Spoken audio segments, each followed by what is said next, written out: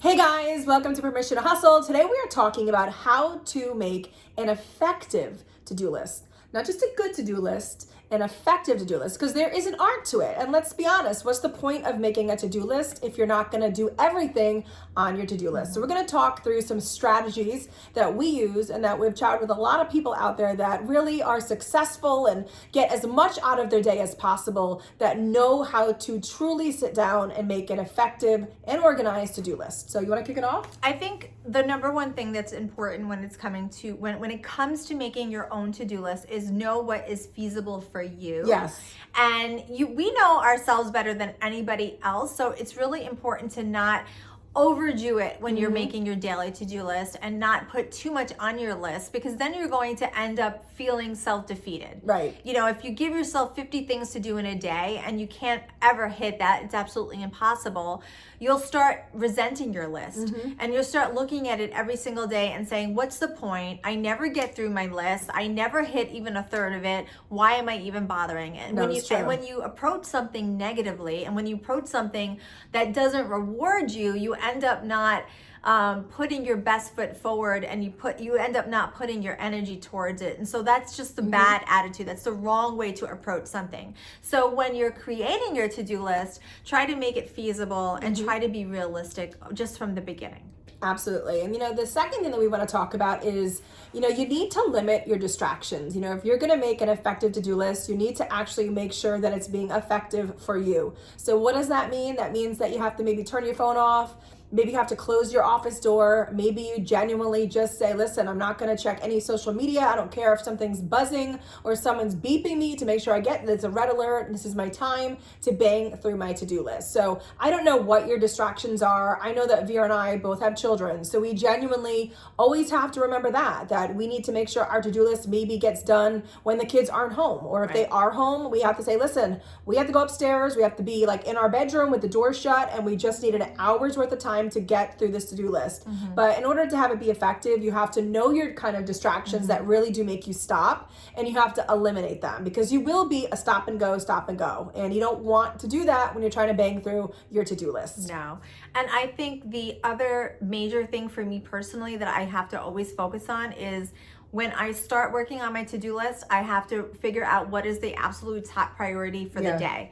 So I try to bang out my top priorities first, and then all the great to haves, that's at the end of the day. So my red fires, the things that I need to know that I have to get out of the door, that's where I wake up and I am at my best performing ability when I get up in the day, and that's when I'm going to address the red fires first. Everything else, the trickles at the end of the day, you'll get me at 3 p.m. Right now, in the morning, we're going after the things that matter the most for my business. And so that's how you should also try to address your work and your structure. The biggest and most important things come first. And kind of going off of that, what Vera just said is that time block out your to-do list. We know that you said 3 o'clock. 3 o'clock, we turn into pumpkins. Our kids come home.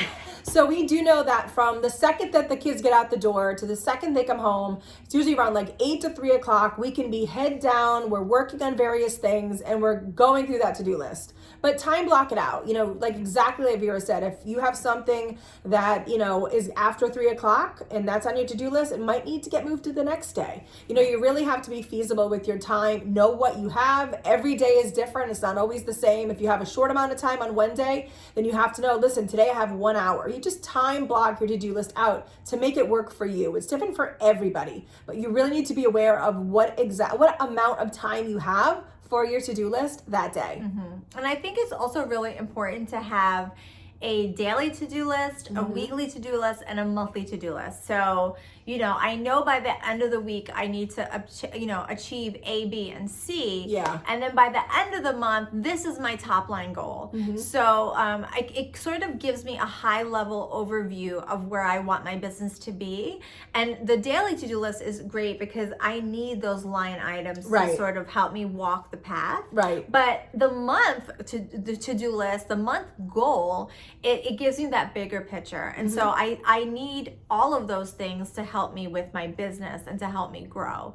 And that's not very hard to do. I think it's important. I think it's important to sit down at the beginning of the month and sort of write that all out and figure out where you want to be the next month. Right, I think everybody should take the time out to do that.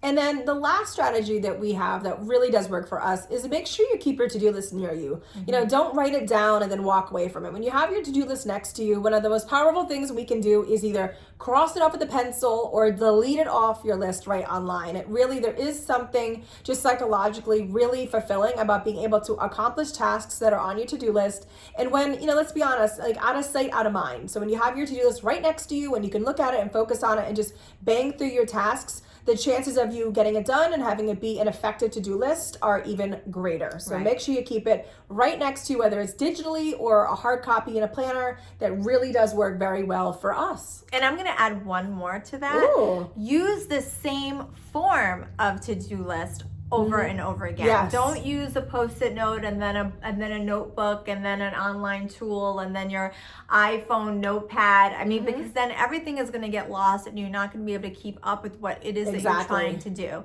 So if you're a notebook girl, that's great. Continue using the same notebook and continue to cross off your list and keep everything in one place. If you're a digital girl, that's great too, but try to use the same tool. That way you can keep track of your progress. No, it's a good point. You know what works best for you. Yeah, 110%. Yeah. But that's our video for the day. So we are so thankful that you came along for the ride. So if you want more videos from us, make sure that you subscribe.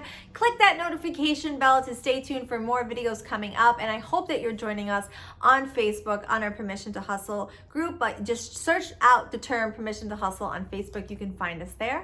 And until next time. Bye, guys.